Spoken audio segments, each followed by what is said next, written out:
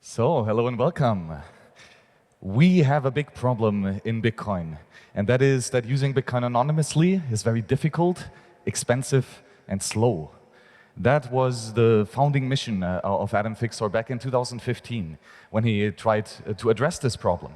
And well, why is that the case? It's because Bitcoin is open by design. Right?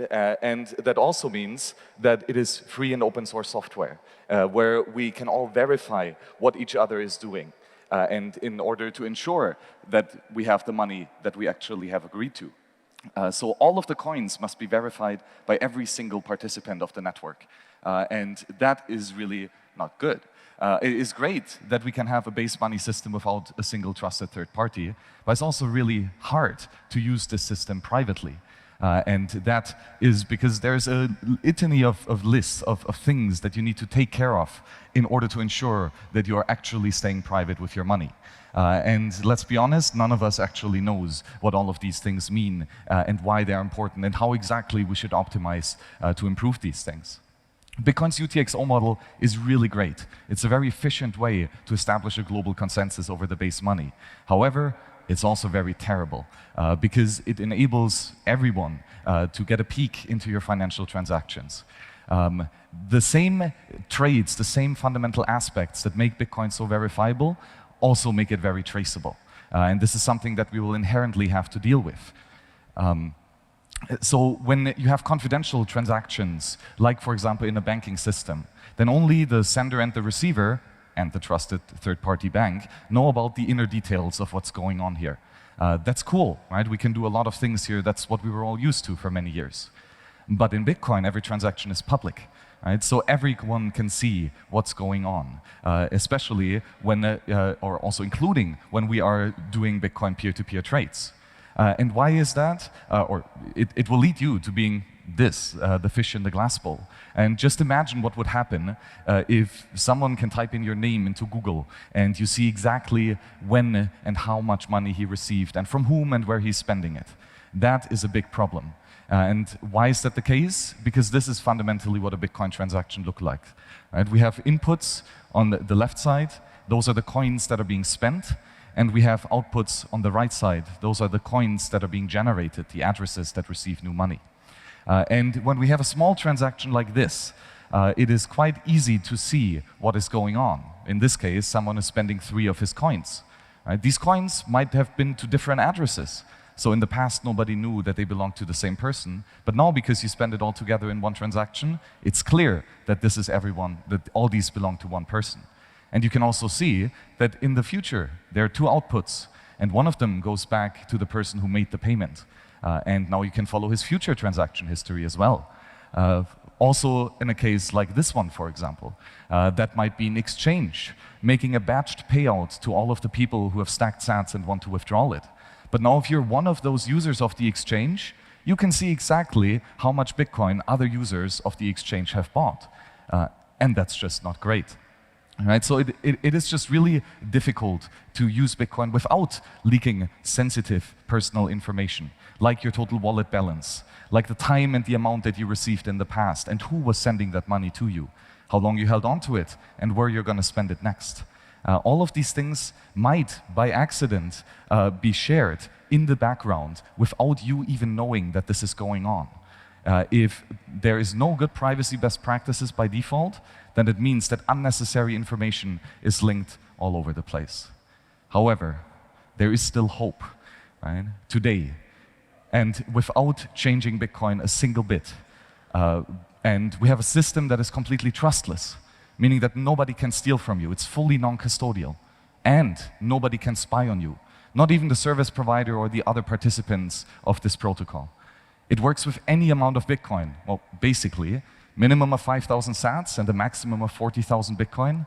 If Satoshi is in the audience, he can come back now and spend his Bitcoin privately. It's also extremely fast. That's the really cool thing about a coin, is that it's a single transaction model. So every 30 minutes or so, we have a successful transaction to increase users' privacy. And if you're not that paranoid and you just want to have, minimum decent level of privacy, so that's at least not trivial to find out all of this stuff about you, then 1 round is totally enough. So very fast, you can get a substantial amount of privacy. And throughout the entire project, we've optimized for the block space efficiency.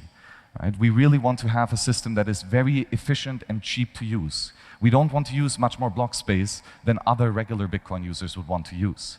And that is coinjoin, right? And they look big.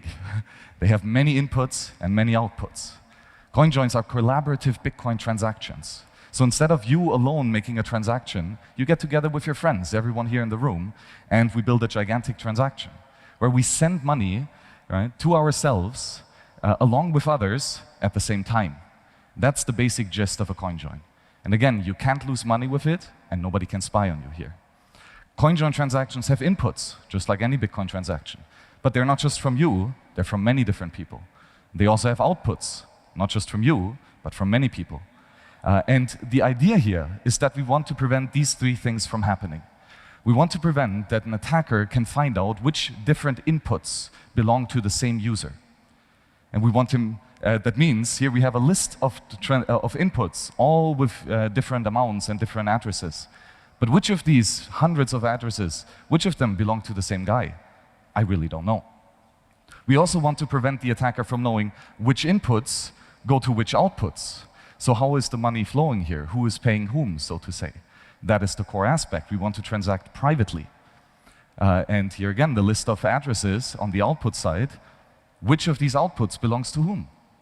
It's very difficult to say. And of course, we also want to make sure that multiple outputs belonging to the same person are not tied together. Right? So basically, you want to make multiple payments without telling someone that you make multiple payments at the same time. Well, coinjoin then removes fundamentally the public transaction history of your UTXOs. And then to these questions of where did you get your coins? How long did you hold on to your coins? And where are you spending your coins? And how many coins are you have left? Well, I don't know. I can't know. And I really don't care. And that's fungibility right there. That every individual UTXO can be accepted indistinguishably because there is no longer a transaction history of where does that coin come from. It's just a coin in a transaction and it's as good as any other coin. Right? So the coins become mutually interexchangeable and indistinguishable, and that reduces a lot of friction. So the basic idea is this. Can you see the guy here on stage? Right? Pretty obvious. Who's that guy there in the crowd? It's not so easy. Anonymity loves company. If you have a crowd to hide in, then it's very difficult for someone else to point you out. So coinjoins are fundamentally a social idea. We get together and make collaborative transactions. So the more people join these transactions, the better the privacy for everyone else. It's a network effect, just like with the telephone or just like with money, but at this time with anonymous Bitcoin transactions. So privacy, it should just work, right? You should not need to know that there is a problem and all the technical details of how the problem manifests and the different solutions that you could use to make it better. No, you just want to receive and send money. That's really it. You don't want that, right? That's what it feels when you're the captain now. There's a lot of instruments. There's a lot of things that you need to know. What do these clusters mean and what happens if I press that button? Very difficult. It will take years and a lot of expertise to try to master these. It's cool when you master them, you feel like a ninja, but it takes a lot of time. And if you want to increase the size of the crowd, that's not how we're going to do it. Right?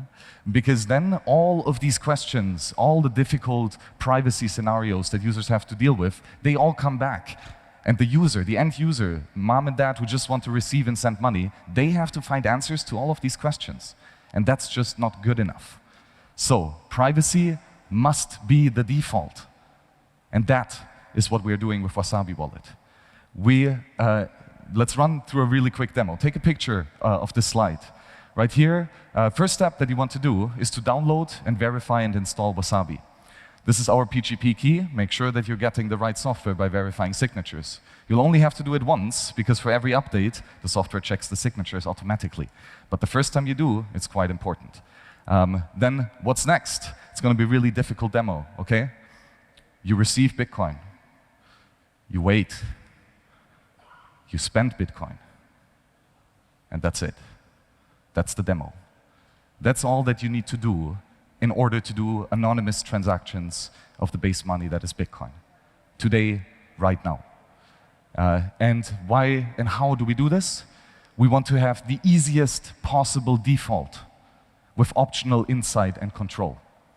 We want that if you open the wallet and just send money and you just want to get it done, it will be done very well and very private, and you don't need to worry about it. But if you want to verify that what's going on and you want to see what the wallet is doing and maybe want to change some things, you want to customize it because you know what you're doing, then hopefully that's still possible, still with a great intuitive way to do, but and that many people here in this conference will love all the crazy advanced features. But even you, most of the time, you just want to receive and send money. And you're going to use the easiest default most of the time. So that's what we're building for at Wasabi Wallet. We are building big coinjoin transactions. Right now we have a minimum of 150 inputs. That's quite a lot. And there's a theoretical maximum of 600 inputs and outputs per transactions. At that point, if we want to go even bigger, we would have to do some changes to Bitcoin Core's mempool policy. The mempool is a big mess, so probably 600 inputs and outputs is somewhere where we'll have a local top for a while, but it is totally possible. These transactions are getting really, really big. And all of a sudden, it becomes a lot more complex to see what's going on. Small transactions, quite easy to identify. Big ones, very difficult to see what's going on. And the great thing is, this is quite affordable. Right? You have a little amount of block space that you have to pay for, and then there's a service fee that you have to pay of 0.3% Bitcoin. However, only for the first round. Whenever you receive Bitcoin fresh, you're going to have to pay the 0.3% fee. But afterwards, like the future rounds are going to be free forever for the coordinator. You will still pay for whatever amount of block space that you consume, but the coordinator is not going to charge you anything. The best thing, friends don't pay. So if you received your money from some exchange and you've made sure that you use it with Wasabi to get some privacy, now you make a payment to your friend, and your friend is also using Wasabi, well, he won't have to pay that coordinator fee anymore. Friends don't let friends pay for privacy, because we like our friends, and we want them to be taken well care of. So right now, we have about a tiny amount of block space that is filled with CoinJoin transactions. But what if that's 10%? What if that's 60%? What if more and more users come together to build these gigantic collaborative transactions? Well, this is how Bitcoin was looking a couple years ago, right? It's fundamentally scarce, it's very durable, it's portable, of course, divisible, recognizable, and immutable. But the first and the biggest complaint about Bitcoin since the very beginning was, this is just not private enough. But now, it might just well be. We have created a fungible base money system. And what does that mean? That Bitcoin is fucking perfect.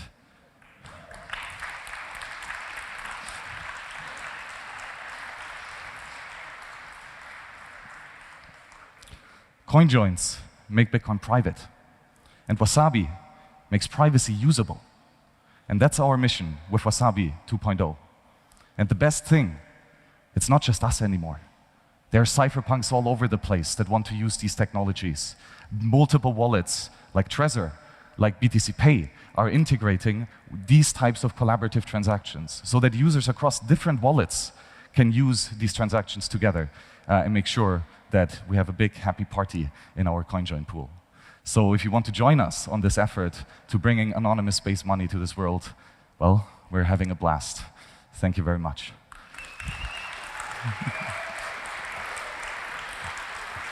Mm-hmm.